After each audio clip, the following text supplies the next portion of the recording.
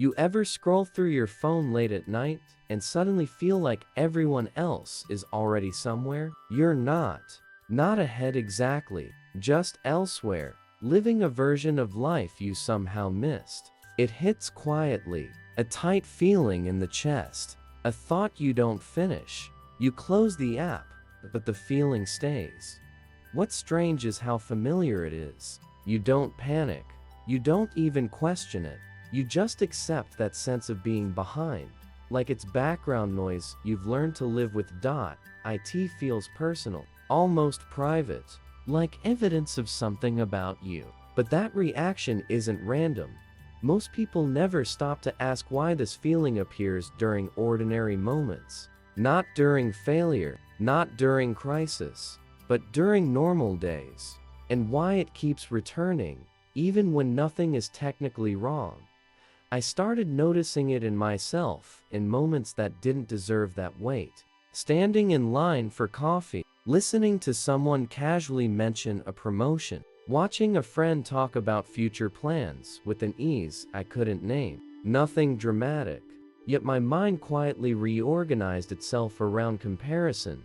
Psychology reveals that the brain doesn't measure life in years or milestones. It measures it in perceived movement, forward or still, and that perception is shaped less by facts and more by contrast. Researchers suggest that human behavior relies heavily on invisible reference points. People you subconsciously decide are similar to you. Same age, same background, same starting line. When they move, and you don't feel like you are, something internal interprets that as falling behind. What's unsettling is how subtle it is. No clear thought, no obvious jealousy, just an emotional trigger, a recalibration of self-worth that happens before logic has time to respond. I used to think this meant I wanted more, or that I wasn't grateful enough. But that explanation never fully fit. Because the feeling didn't disappear when things improved. It adapted. That's the part most people miss. You can change jobs, move cities, reach goals you once obsessed over, and still feel behind. Because the mind doesn't compare outcomes. It compares trajectories. Decision-making, at least internally, isn't about where you are. It's about whether your life feels like it's accelerating. And acceleration is always relative. There's a strange moment when you realize you're not chasing success. You're chasing relief from comparison. I remember minimizing something I was genuinely proud of, simply because someone else had done something bigger, as if pride had an expiration date. Once a new reference point entered the room, that isn't humility, that's a cognitive pattern. The brain is constantly scanning for subtle signals about relevance, status, and belonging, not consciously, automatically, and it uses other people as mirrors. Social media didn't invent this. It just removed the pauses.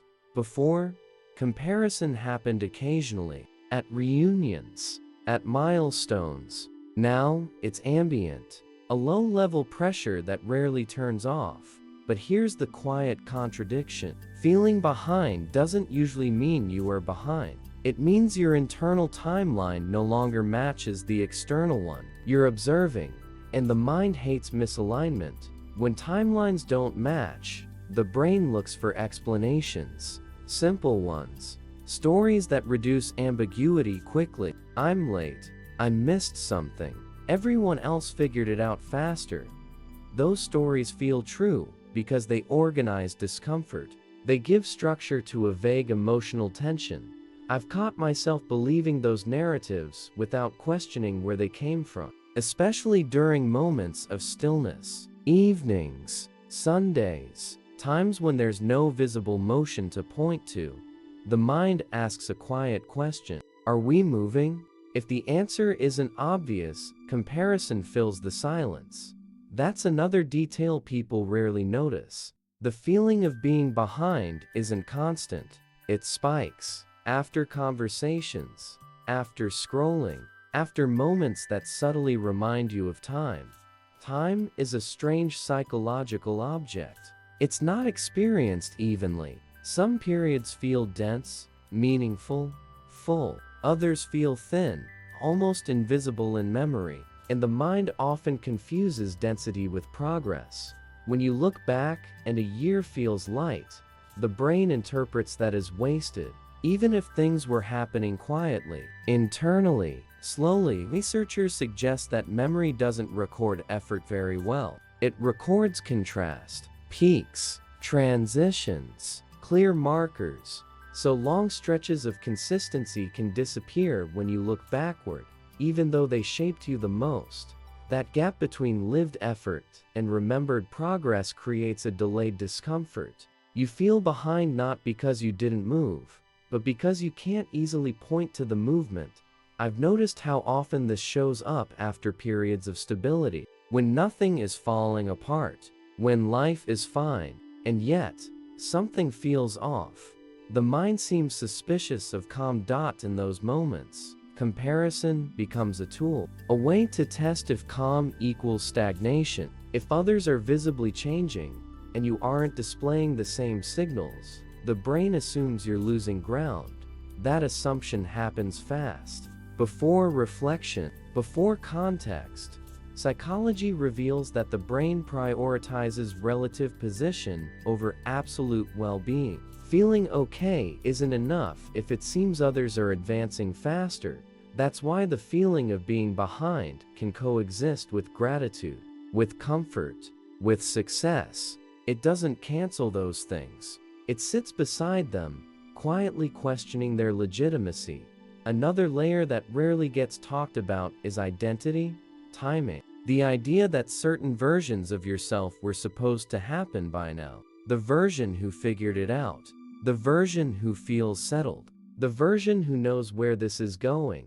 When those identities don't arrive on schedule, the mind doesn't say plans changed. It says you're late, and lateness carries judgment. That judgment isn't loud. It's subtle. It shows up as impatience with yourself, as a reduced tolerance for uncertainty, as the urge to rush decisions just to feel movement again. Decision-making under that pressure often looks like action, but it's really anxiety trying to restore a sense of trajectory. I've questioned choices I made during those periods, not because they were wrong, but because they were driven by the need to escape stillness. Stillness feels dangerous when progress is defined externally.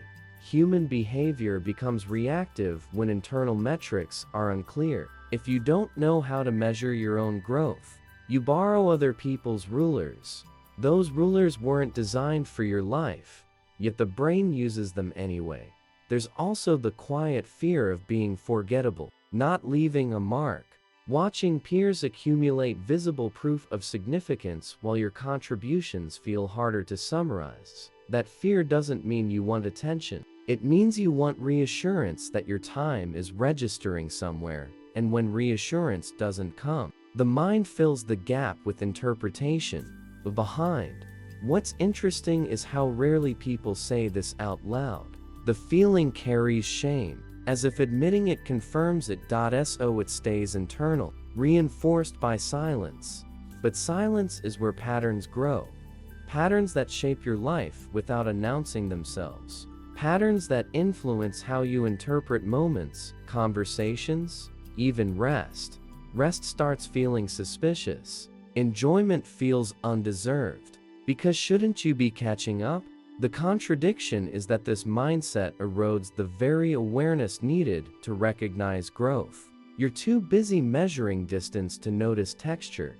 Texture is where meaning lives, not in milestones, in accumulation, in how you respond differently than you used to, in what no longer destabilizes you, in what you tolerate less, in what you understand faster.